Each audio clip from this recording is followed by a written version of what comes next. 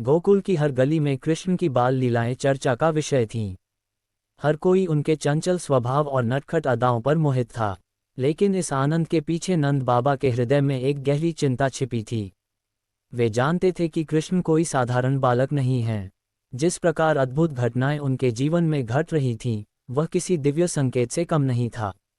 एक दिन नंद बाबा यमुना तट पर बैठे गहरे विचारों में डूबे हुए थे। उनके मन में अनेक प्रश्न उठ रहे थे। क्या मैं कृष्ण को सदा सुरक्षित रख पाऊंगा? क्या उनकी लीलाएं किसी बड़े उद्देश्य का संकेत हैं? कहीं कंस को कृष्ण के बारे में पता तो नहीं चल गया? ये विचार उनके हृदय को व्याकुल कर रहे थे। नंद बाबा की इस चिंता को राधा रानी ने भांप लिया। वे तुरंत उनके पास आईं और बड़ी कोमलता से बोलीं, बाबा, आप क्यों इतनी चिंता में डूबे हैं? कृष्ण तो स्वयं प्रेम और आनंद के सागर हैं। वे सदा सुरक्षित रहेंगे। नंद बाबा ने उनकी ओर देखा और धीरे से बोले, राधे, कृष्ण की बाल लीलाएं जितनी मोहक हैं, उतनी ही रहस्यमयी भी।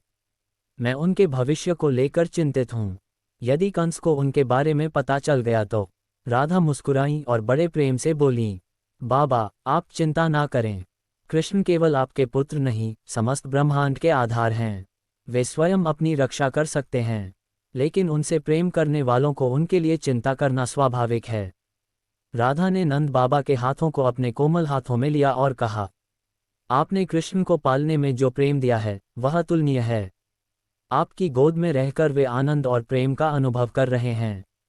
उनका भविष्य निश्चित ही शुभ रहेगा। आप चिंता छोड़कर बस उनके साथ आनंद में रहें। राधा की मधुर वाणी और प्रेममयी दृष्टि से नंद बाबा का हृदय शांत हो गया। उन्हें महसूस हुआ कि सच में कृष्ण केवल उनका पुत्र नहीं, बल्कि समस्त जगत का संबल हैं। राधा की इन बातों ने नंद बाबा के मन का सारा भार हर लिया।